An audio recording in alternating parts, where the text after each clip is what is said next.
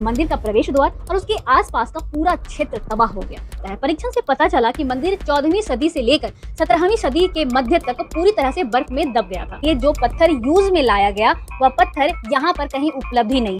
केदारनाथ मंदिर एक अनसुलझी पहेली है। नमस्कार दोस्तों, तो एक बार फिर से स्वागत है आप सभी का हमारे YouTube चैनल पर और आप देख रहे द मिस्टीरियस वर्ल्ड। साल 2013 का वो विनाशकारी प्राकृतिक आपदा जो कि उत्तराखंड में आया था, जिसकी वजह से भारी जानमाल की हानि हुई थी। बहुत सारे लोग मारे गए थे, बहुत सारे बिल्डिंग्स, घर, मकानें जो थी सब कुछ तबाह हो गया था वहाँ पर। लेकिन सारी तबाही के बीच में सिर्फ एक स्थान ऐसा था जिसको रत्ती भर भी क्षति नहीं पहुंची, रत्ती भर भी क्षतिग्रस्त नहीं हुआ, केदारनाथ मंदिर। आखिर ऐसा हुआ क्यों? बहुत लोगों को बहुत सारी मान्यता है इसके पीछे। बहुत सारे लोग बहुत तरह की बातें करते हैं कि इस वजह से नहीं हुआ, उस वजह से नहीं हुआ।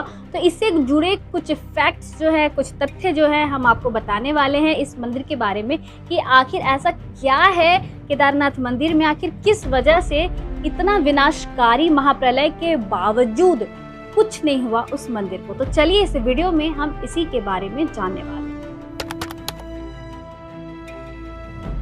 केदारनाथ मंदिर भारत के उत्तराखंड राज्य के रुद्रप्रयाग जिले में स्थित हिंदुओं का प्रसिद्ध मंदिर है। उत्तराखंड में हिमालय पर्वत की गोद में केदारनाथ मंदिर 12 ज्योतिर्लिंग में सम्मिलित होने के साथ साथ 4 धाम और पंच केदार में भी एक है। यहाँ की प्राकृतिक जलवायु के कारण यह मंदिर 6 महीने बंद रहता है और 6 महीने के लिए खुलता है।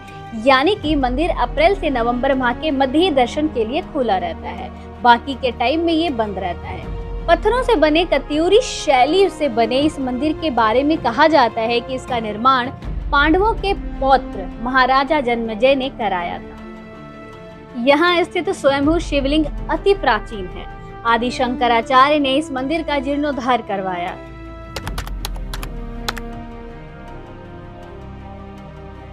जून 2013 के दौरान भारत के उत्तराखंड और हिमाचल प्रदेश राज्यों में अचानक आई बाढ़ और भूस्खलन के कारण केदारनाथ सबसे अधिक प्रभावित क्षेत्र रहा।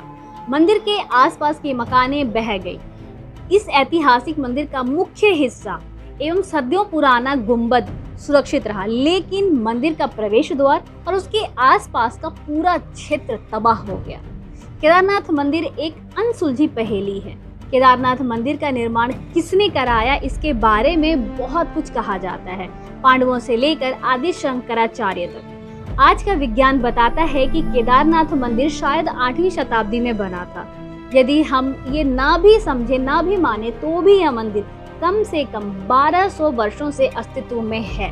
केदारनाथ की भूमि 21वीं सदी में भी बहुत प्रतिकूल है। एक तरफ 22,000 फीट ऊंची केदारनाथ पहाड़ी, दूसरी तरफ 21,600 फीट ऊंची कराच कुंड और तीसरी तरफ 22,700 फीट ऊंचा भरत कुंड है।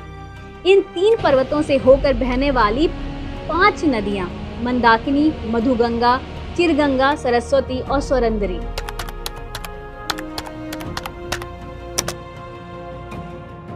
यह क्षेत्र मंदाकिनी नदी का एकमात्र जल संग्रहण क्षेत्र है। यह मंदिर एक कलाकृति है।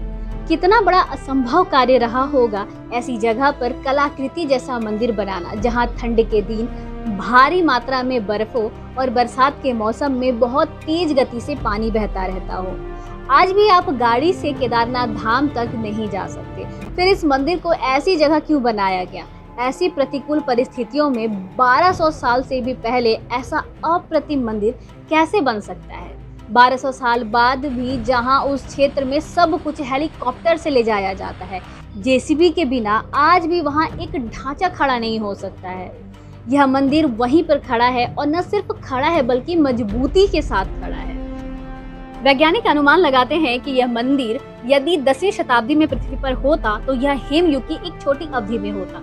Wadia institute of geology Dehradun ने केदारनाथ मंदिर की चट्टानों पर लिग्नोमेटिक डेटिंग की परीक्षण की। यह पत्थरों के जीवन की पहचान करने के लिए किया जाता है। परीक्षण से पता चला कि मंदिर 14वीं सदी से लेकर 17वीं सदी के मध्य तक पूरी तरह से बर्फ में दब गया था। हालांकि मंदिर के निर्माण में कोई नुकसान नहीं हुआ। 2013 में केदारनाथ में आई विनाशकारी बाढ़ को सभी ने देखा। इस दौरान औसत से 375% अधिक बारिश हुई। आगामी बाढ़ में 5,748 लोग, जो कि सरकारी आंकड़े हैं, मारे गए और 4,200 गांवों को भारी नुकसान पहुंचा। भारतीय वायुसेना ने 1,10,000 से ज्यादा लोगों को एयरलिफ्ट किया। सब कुछ ले जाया गया, लेकिन इतनी भीषण बाढ़ में भी केदारनाथ मंदिर का पूरा ढांचा जरा भी प्रभावित नहीं हुआ। भारतीय पुरातत्व सोसाइटी के अनुसार बाढ़ के बाद भी मंदिर के पूरे ढांचे के ऑडिट में 99% मंदिर पूरी तरह सुरक्षित है। 2013 की बाढ़ और इसकी वर्तमान स्थिति के दौरान निर्माण को कितना नुकसान हुआ था, इसका अध्ययन करने के लिए IIT मद्रास ने मंदिर का NDT परीक्षण किया। साथ ही कहा कि मंदिर पूरी तरह से सुरक्षित है और मजबूत भी। मंदिर के अक्षुण्ण खड़े रहने के पीछे जिस दिशा में इस मंदिर का निर्माण किया गया है, वह जिस स्थान का चयन किया गया है, ये दोनों ही प्रमुख कारण हैं। दूसरी बात यह है कि इसमें प्रयोग किया गया पत्थर जो कि बहुत ही सख्त और टिकाऊ है।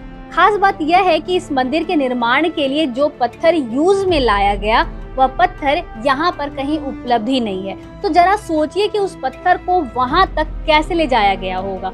उस समय इतने बड़े पत्थर को ढोने के लिए इतने उपकरण भी उपलब्ध नहीं थे। इस पत्थर की विशेषज्ञता यह है कि 400 साल तक बर्फ के नीचे दबे रहने के बाद भी इसके गुणों में कोई अंतर नहीं आता। आज विज्ञान कहता है कि मंदिर के निर्माण में जिस पत्थर और संरचना का इस्तेमाल किया गया है तथा जिस दिशा में बना है, उसी की वजह से यह मंदिर इस बाढ़ से बच पाया। केदारनाथ मंदिर उत्तर दक्षिण के रूप में बनाया गया है, जबकि भारत में लगभग सभी मंदिर पूर्व पश्चिम में हैं। विशेषज्ञों के अनुसार यदि मंदिर पूर्व पश्चिम होता तो पहले ही नष्ट हो चुका होता या फिर कम से कम 2013 की बाढ़ में तबाह हो गया होता। लेकिन इस दिशा की वजह से केदारनाथ मंदिर बच गया। इसलिए मंदिर ने प्रकृति के चक्र में अपनी ताकत बनाए रखी। मंदिर के इन मजबूत पत्थरों को बिना किसी सीमेंट के एशलर तरीके से एक साथ चिपका दिया गया है। इसलिए पत्थर के जोड़ पर तापमान परिवर्तन के किसी भी प्रभाव के बिना मंदिर की ताकत अभेद है। टाइटैनिक के डूबने के बाद पश्चिमी लोगों ने महसूस किया कि कैसे NDT परीक्षण और तापमान ज्वार को मोड़ सकते हैं, लेकिन भारतीय लोगों ने यह सोचा और यह 1200 साल पहले परीक्षण किया। क्या केदारनाथ उन्नत भारतीय वास्तुकला का ज्वलंत उदाहरण नहीं है? 2013 में मंदिर के पिछले हिस्से में एक बड़ी चट्टान आकर फंस गई और पानी की धार 2 भागों में विभाजित हो गई।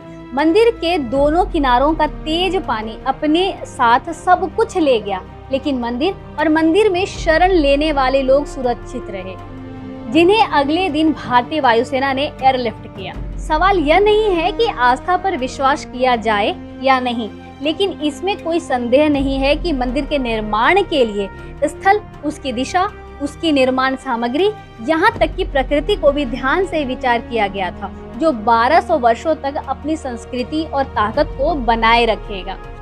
हम पुरातन भारतीय विज्ञान की भारी यत्न के बारे में सोचकर दंग रह गए हैं और आपको भी हो जाना चाहिए। शिला वो पत्थर जिसका उपयोग 6 फुट ऊंचे मंच के निर्माण के लिए किया गया, कैसे मंदिर स्थल तक लाया गया होगा। आज तमाम बाढ़ों के बाद हम एक बार फिर केदारनाथ के उन वैज्ञानिकों के निर्माण के आगे नतमस्तक हैं, जिन्हें उसी सभ्यता के साथ 12 ज्योतिर्लिंगों में सबसे ऊंचा होने का सम्मान मिलेगा। यह एक उदाहरण है कि वैदिक हिंदू धर्म और संस्कृति कितनी ज्यादा उन्नत थी। उस समय हमारे ऋषि मुनियों यानी वैज्ञानिकों ने वास्तुकला, मौसम विज्ञान, अंतरिक्ष विज्ञान, आयुर्वेद में काफी तरक्की की हुई थी। तो इसी बात पर गर्व से कहो हम भारतीय हैं। तो आज के वीडियो में बस इतना ही। मिलते हैं अपने अगले वीडियो में, तब तक के लिए जय श्री राम।